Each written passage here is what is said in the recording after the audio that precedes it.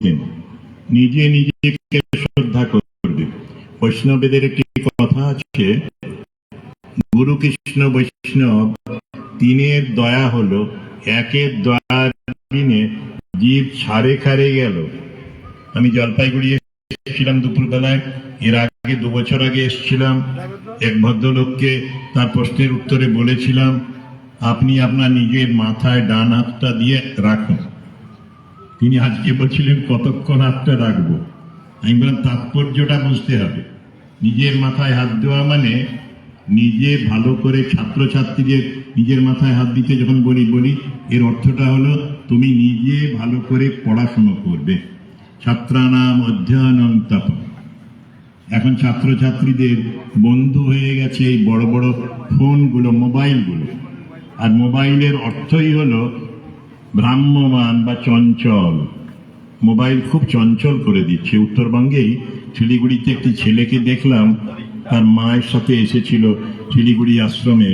সেখানে দেখলাম সে ক্লাস 10-এ যা নম্বর পেত, 11-এর অ্যানুয়ালে প্রায় অর্ধেক হয়ে গেছে। তারপরেই মা বললেন, দেখুন এ দুটো মোবাইল ব্যবহার করে এবং সময় নেই, অসময় নেই, সব সময় মোবাইলের নেশায় রয়েছে ছেলেটি। অনেক করে বোঝালাম, যদি মোবাইলটা না ছাড়ো তোমার কিন্তু আরো অধোগতি হবে। ছেলেটা আমাকে কথা দিয়েছিল সেদিন, আমি মোবাইল ব্যবহার করব না। আমি এবারে যাব, জিজ্ঞেস করব ছেলেটির কোনো উন্নতি হয়েছে কিনা বা মোবাইল সত্যি সত্যি ছাড়তে পেরেছে কিনা। অনেকে বলেন মোবাইলে ক্লাস হয়, কোভিডের সময় ক্লাস হতো, এখন বিশেষ কিছু ক্লাস হয় না, কিছু ইনফরমেশন যেতে পারে স্কুল থেকে, সেটা সামর্থ্য নেই।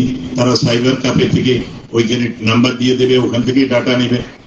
আমি আজকে যারা ছোটরা আছো বলবো, বোনেরা, ভাইয়েরা, তোমরা মোবাইলের সঙ্গ, মোবাইলের বন্ধু এবং মোবাইলের মাধ্যমেও বন্ধু হয়, ভার্চুয়াল বন্ধু, রিয়েল বন্ধু নয়, এরা অনলাইন বন্ধু হয়। সেই বন্ধুদের সাথে সম্পর্ক রাখতে যেও না। আসলে এখন দরকার পড়াশোনার সাথে সম্পর্ক। আর তোমাদের একটা জিনিস জানতে হবে, তুমি কে, কেন পৃথিবীতে এসেছো। সায়েন্সে জানো, পড়া মেয়ে, মা দানা জোহার, MIT আমেরিকা থেকে MSc PhD ইন ফিজিক্স, তাকে ওর 5 বছরের মেয়েটা একদিন রাত্রিবেলায় শুতে নিয়ে যাচ্ছেন, তখন প্রশ্ন করলো, মম, why God has given me birth and why am I surviving? আমি কেন বেঁচে আছি এই 5 বছর ধরে, আর আমাকে কেন ভগবান এই পৃথিবীতে জন্ম দিয়েছেন। মা কিন্তু আউট অফ সিলেবাস প্রশ্ন পেয়ে খুব নাস্তানাবুদ হয়ে গেলেন। কিন্তু ইন্টেলিজেন্ট মহিলা, তিনি বললেন যে আমার মেয়ে, তুমি আমাকে 7 দিন সময় দিতে পারো। মেয়েটা বললো ঠিক আছে, I give you 7 days time। এই 7 দিন ভদ্রমহিলা এক্সটেন্সিভ থরো স্টাডি করলেন। তিনি ফিজিক্সের মানুষ, ফিলোজফিতে চলে গেলেন, দর্শনে, ইন্ডিয়ান ফিলোজফি, ওয়েস্টার্ন ফিলোজফি, প্রাচ্য পাশ্চাত্য দর্শন পড়লেন। মহাপুরুষদের জীবনী, বড় বড় সেন্ট, হিন্দু, মুসলমান, খ্রিস্টান, সব ধর্মেই অনেক সেন্ট এসেছিলেন, সন্তরা এসেছিলেন। আমাদের বই আছে জানো, রামকৃষ্ণ মিশন নরেন্দ্রপুরে মুসলিম সন্ত এবং ওই রকম খ্রিস্ট সন্ত, জগতের ধর্মগুরু, এই ধরনের বই উনি পড়েছেন। এবং তারপরে মেয়েটিকে একটা সুন্দর উত্তর দিয়েছিলেন 7 days টাইম যখন শেষ হয়ে গেল, তখন বললেন, to make the world better, জগৎটাকে আরো পরিষ্কার, আরো উন্নত করার জন্য তোমার জন্ম হয়েছে। এই আমাদের নদিয়া জেলায় একটি রঙের মিস্ত্রি, তার ফুটফুটে একটা ছেলে ছিল 6 বছরে, তাকে অপহরণ করে পাশবিক অত্যাচার করে একটা বাড়ি তৈরি হচ্ছিল, সেখানে ফেলে দিয়েছিল খুনিরা, এবং সেই ডেড বডি 3 দিন পরে পাওয়া গেল। তারপরে সৎকার হলো, পোস্টমর্টম হলো। রাত্রিবেলায় বাবা স্বপ্ন দেখছেন, জোরে ছেলের গলা শুনছেন, বাবা এই দুনিয়াতে বড় আবর্জনা জমেছে, ময়লা জমেছে, সেই ময়লা পরিষ্কার করার চেষ্টা করো। ময়লা কি করে পরিষ্কার হবে? যদি তোমরা ভালো স্টুডেন্ট হও, যদি তোমরা চরিত্রবান হও, যদি ভালো মানুষ হও, তাহলে এই জগতের ময়লাগুলো, অপরিচ্ছন্ন যে জগৎ, এটা পরিচ্ছন্ন হবে। এটা ভেবে রেখো, এর জন্য তোমাদেরও দায় আছে। স্বামীজি বলতেন, I want man making, character building education. Science is necessary. উনি খুব সায়েন্স ইন্ডাস্ট্রি তার কথা বলতেন। জামশেদজি নসরবন্দী টাটা, যিনি টাটার প্রতিষ্ঠাতা, আসলে টাটার জনক রতন টাটা নয়, তারও আগের, স্বামী বিবেকানন্দের সময়কার। স্বামীজির সাথে জাহাজে যাচ্ছেন, সেই সময় অনেক কথা হলো। উনি বিদেশ থেকে কিছু জিনিস এনে এখানে জোড়া দিয়ে দেশলাই টেসলাই ইত্যাদি জিনিস তিনি বিক্রি করতেন, মার্চেন্ট ছিলেন। স্বামীজি বলেন, এখানকার মাটিতে এত ওর্স আছে, আকরিক আছে, সেই আকরিক গুলো তুলে যদি কলকারখানা বানানো যায়, হাজার হাজার মানুষের, লক্ষ লক্ষ মানুষের কাজ হবে। আর মৌলিক গবেষণাগার, TIFR, Bangalore institute of science, এই সবগুলোর জন্য প্রেরণা দিয়েছিলেন স্বামীজি। নাম দেননি, তো বলছেন বিজ্ঞানের মৌলিক গবেষণা প্রয়োজন।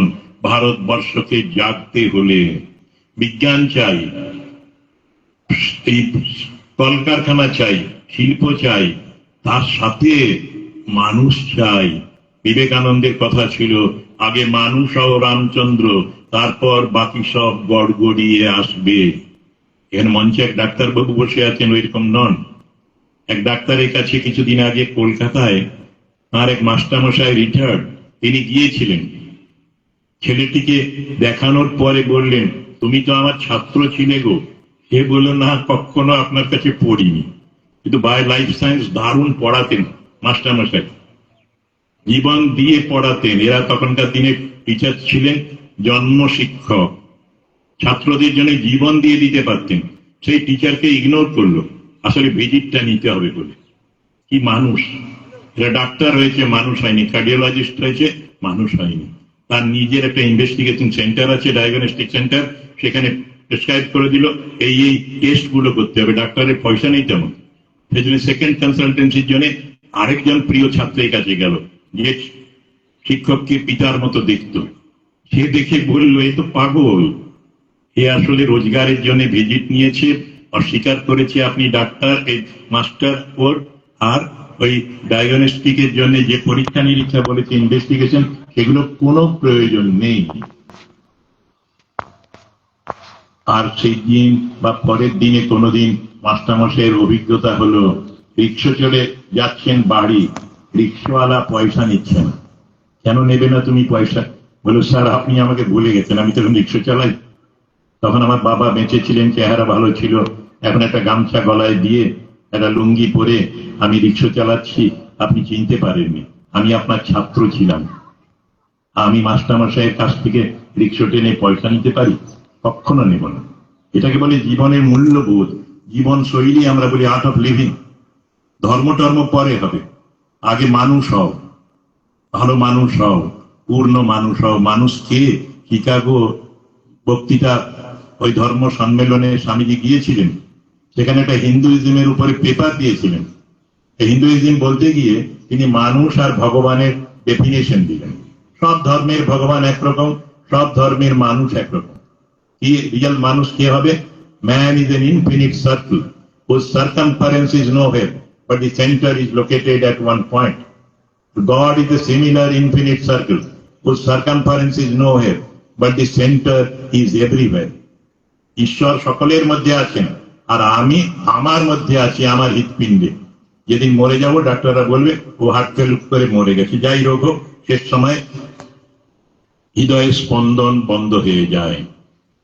এইটি হচ্ছে আসলে তোমার বোঝার ব্যাপার। আমি মানুষ, কতদূর বড় হতে পারি?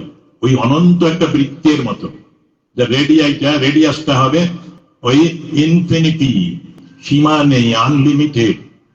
স্বামী বিবেকানন্দ সেই জন্য বিজ্ঞানের ভাষাতেই বলেছেন, expansion is life, contraction is death. তুমি কি তোমার মাকে ভালোবাসো? তুমি কি তোমার বাবাকে প্রাণ দিয়ে ভালোবাসো? তোমার ছোট ভাইটিকে ভালোবাসো? প্রতিবেশী, প্রতিবন্ধী, দুর্বল, এদের ভালোবাসো? দরিদ্র দেশবাসীকে ভালোবাসো? নিচু জাতির মানুষ যাদের বলতাম, তাদের ভালোবাসো? যদি ভালোবাসো, তাহলেই তুমি যথার্থ মানুষ। মানুষ যে হবে, সে অনেক অনেক বড় হবে। ঈশ্বরচন্দ্র বিদ্যাসাগরের সাথে ঠাকুরের সাক্ষাৎকার হয়েছিল, কথামৃত পড়লে পাবে তোমরাও, সেখানে আছে বিদ্যাসাগর মশাইয়ের টেবিলে কত রকমের চিঠি আসতো। সব রকমের অভাব পূরণ করতেন উনি। কেউ বিদেশে আছে মাইকেল, খাবার নেই তাকে টাকা পাঠিয়েছেন। কোন একটি মাস্টার মশাই, তখনকার দিনে স্যালারি খুব কম, তার মেয়ে বোনের বিয়ে, তার কাপড় নেই ভালো, তার জন্য কাপড় নিয়ে নিজে পৌঁছে গেছেন। আর কত দরিদ্র ছেলের জন্য পুস্তক দিয়েছেন, স্টাডি মেটেরিয়াল দিয়েছেন, পড়ার ব্যবস্থা করেছেন। এত বড় হৃদয় বিদ্যাসাগর আমাদের কাছে আদর্শ সাধারণ মানুষের জন্য, সাদা কাপড়ের মানুষের জন্য। আমি কালকে একটা প্রবন্ধ পড়ছিলাম বেদান্তের উপরে। জন্ম মৃত্যু, মৃত্যুকে আমরা ভয় পাই, একটি মানুষ মৃত্যুকে ভয় পেতেন না, তিনি হলেন রবীন্দ্রনাথ ঠাকুর। একটা বই পাওয়া যায়, নীলকণ্ঠ রবীন্দ্রনাথ। নীলকণ্ঠ রবীন্দ্রনাথ পড়লে তোমরা দেখবে, ছেলেরা বড়রাও, সেখানে আছে রবীন্দ্রনাথের জীবনে কত মৃত্যু এসেছিল, কত আত্মীয় স্বজন মারা গেছেন। আর সেই সময় কলম থামেনি, লেখা থামেনি। সেই সময় বিশিষ্ট বিশিষ্ট রচনা লিখেছেন, কবিতা লিখেছেন। বইটা পড়ার মতো। রবীন্দ্র রচনাবলী পড়া খুব কঠিন। রবীন্দ্রনাথের এই যে নীলকণ্ঠ রবীন্দ্রনাথ, এই বইটি অনেকেরই পড়া উচিত।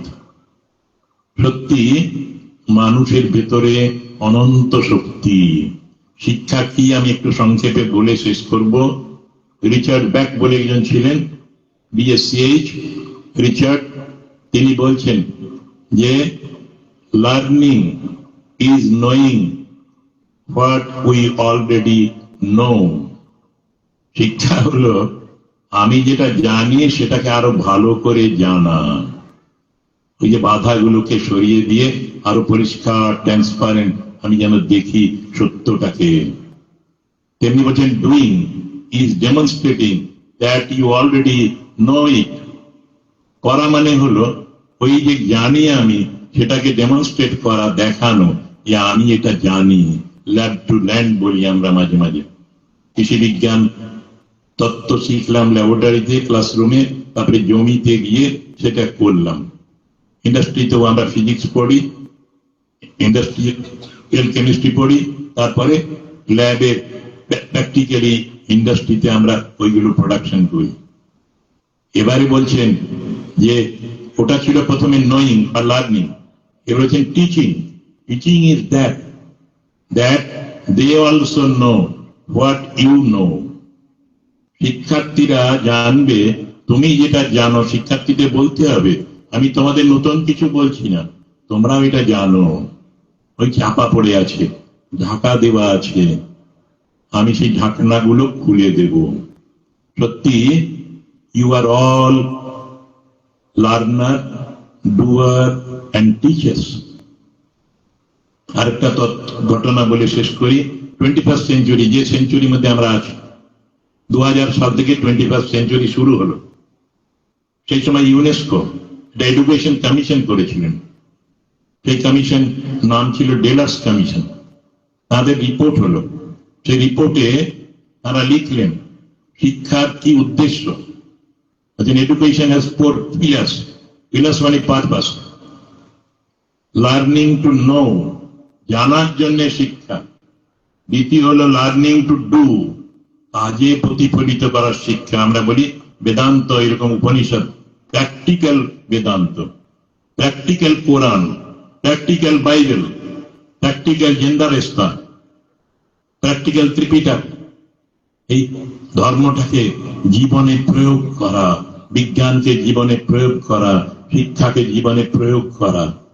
আর lastly, thirdly, learning to live together. এই যে স্কুল দেখো, বিভিন্ন জাতির, বিভিন্ন ধর্মের মানুষ, ছেলে মেয়েরা একত্রিত হয়ে একই ক্লাসে, একই বিদ্যালয়ে বিদ্যা লাভ করছে। মাস্টারমশাইদের মধ্যেও কোনো জাতিভেদ নেই। যিনি যোগ্য তিনি শিক্ষক শিক্ষিকা হয়েছেন, স্টাফদের মধ্যে সবাই ওই রকমই। এই লার্নিং টু লিভ টুগেদার, একত্রে বাস করার শিক্ষা, যেটা সত্যি আমাদের শৈশব থেকেই, এই নার্সারি স্কুল থেকেই শুরু হয়ে যায়। বাড়িতেও যারা উদারপন্থী, তাদের বাড়িতে অনেকেই আসতো আগেকার দিনে, বিভিন্ন জাতের, বিভিন্ন ধর্মের মানুষ। কুসংস্কার ছিল সবার জন্য আলাদা আলাদা হুঁকো রাখা থাকতো, নরেনের বিলের এরকম অভিজ্ঞতা হয়েছিল। উনি আবার হুঁকো ছোটবেলাতেই মুখ দিয়ে দেখছেন। বাবা জিজ্ঞেস করলেন, কিরে কি করছিস? আমি দেখছি জাতটা যায় কি করে। হিন্দুর হুঁকো খেলে মুসলমানের জাত যাবে, মুসলমানের হুঁকো খেলে হিন্দুর জাত চলে যাবে, জাতটা কিভাবে যায় দেখছি। লার্নিং টু লিভ টুগেদার, এই কুসংস্কারের ঊর্ধ্বে গিয়ে আমরা ভারতবাসী আমার ভাই বোন, এই কনসেপ্ট, এটাই হচ্ছে লার্নিং টু লিভ টুগেদার। শিক্ষা এই দিকে আমাদের নিয়ে যাবে। লাস্টে কি হবে, রেজাল্টেন্ট ইফেক্ট কি হবে? লার্নিং টু বি, হওয়া, হয়ে ওঠা। Religion is being and becoming. ধর্ম হলো বা শিক্ষা হলো হওয়া, হয়ে ওঠা। কি হবে?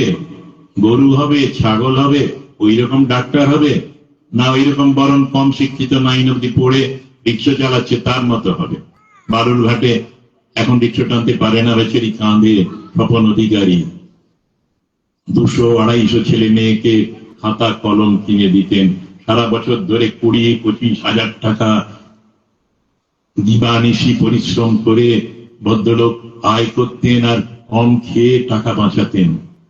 20-25,000 কেউ স্বপ্নও দেখতে পাবে না। কলেজের অধ্যাপকরাও এরকম টাকা দান করে কিনা প্রতি বছর ফিলান্থ্রপিক কাজে, আই এম ডাউটফুল। সত্যি এটাই হচ্ছে learning to live together, then learning to be. মানুষ হও, মানুষ হও, মানুষ হও। Learning to be man, holistic man, সম্পূর্ণ একটা মানুষ, একটা আদর্শ মানুষ। আমাদের দেশে অনেক ভালো ভালো মানুষ ছিলেন, তাদের পদাঙ্ক অনুসরণ করে আমরা যদি বিজ্ঞান চর্চা করি, বিজ্ঞানটাকে যদি জীবনে কাজে লাগাতে পারি, মানব কল্যাণে লাগাতে পারি। দেখছো এখন এই যুদ্ধ চলছে, রাশিয়া নয়, মানে এই তেহরান, ইরান আর আমেরিকা মেন পার্টি, ইসরায়েলকেও পার্টি করেছে, আরো কতগুলো দেশ যুক্ত হচ্ছে। কি ক্ষতি হচ্ছে! বিজ্ঞান কিন্তু এটা চায়নি। অ্যাটমিক পাওয়ার বা নিউক্লিয়ার পাওয়ার কিংবা মিসাইল ইত্যাদি বিজ্ঞানীরা কোনোদিন চাননি। বিজ্ঞানীরা যখন প্রথম অ্যাটম বম এক্সপেরিমেন্ট করা হলো, দে ওয়ার ভেরি সরি। ওরা খুব দুঃখ পেয়েছিলেন, কি করলাম, বিজ্ঞানকে দিয়ে মানুষের কল্যাণে লাগাবো। সাধারণত normally science has no moral dimension. It is like a knife, you give it to a murderer and a surgeon, both will use it differently. বিজ্ঞান হলো একটা আবিষ্কার, তার নিজের কোনো নীতি নেই, মানুষের নীতি থাকবে, সে কাজে লাগাবে বিজ্ঞানটাকে। এটা অনেকটা ছুরির মতো, ছুরিটা দিয়ে মানুষ মারা যায়, ছুরিটা দিয়ে সার্জেনরা মানুষের জীবন দান করেন। এটাই বিজ্ঞানকে কাজে লাগানো।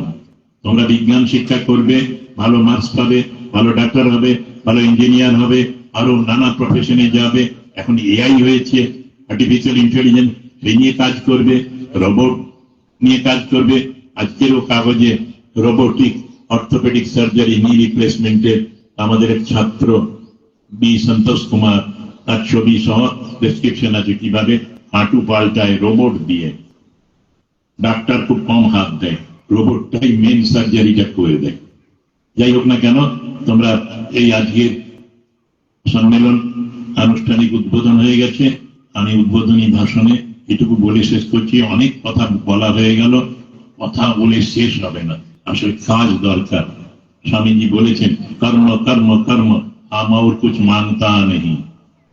কর্ম, প্র্যাকটিক্যাল, প্র্যাকটিস, এটাই তোমরা করবে জীবনে। বাকি জীবনে তোমরা সফল হও, ভালো মানুষ হও, দেশের সুনাগরিক হয়ে ওঠো। আজকে যেটা বড় অভাব, এটুকু বলে শেষ করি। অভাব অভাব বললে তো অভাব যাবে না, পজিটিভলি আমাদের আলো জ্বালাতে হবে। তোমরাই হবে আগামী যুগের আলো, আলোকবর্তিকা। ওম শান্তি শান্তি শান্তি। হরি ওম তৎসৎ। শ্রীরামকৃষ্ণার্পণমস্তু।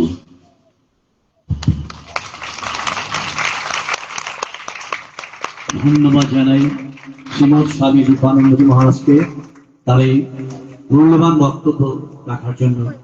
সত্যি তার প্রতিটি কথায় উচ্চারিত হয়েছে মানবতা, শান্তির আহ্বান তিনি দিয়ে গেছেন। লার্নিং টু লিভ টুগেদার বলে তিনি শিক্ষা মানুষকে কোথায় নিয়ে যেতে পারে। শিক্ষা মানুষকে সত্যিকারের মানুষ করে করতে পারে। মানুষ যে হবে সে অনেক বড় হবে। জীবনের মূল্যবোধ, বিজ্ঞান মনস্কতার প্রয়োজনীয়তার উপর তিনি এই সুন্দর বক্তব্য রেখে আমাদের বারবার জানিয়ে দিয়ে গেছেন মানুষই আসল, মানুষের মধ্যে সবকিছু আছে। কাজেই আমরা সেই মানবতার খোঁজে এগিয়ে চলি, বিজ্ঞানের সাথে হোক আমাদের পথ চলা। অনেক অনেক ধন্যবাদ দিয়ে আমরা স্বামীজিকে আবার শ্রদ্ধা জ্ঞাপন করছি। তার বারবার আশার প্রতীক্ষায় আমরা রইলাম, আমরা যতদিন পাবো তার এই মূল্যবান বক্তব্য শুনে সমৃদ্ধ হব।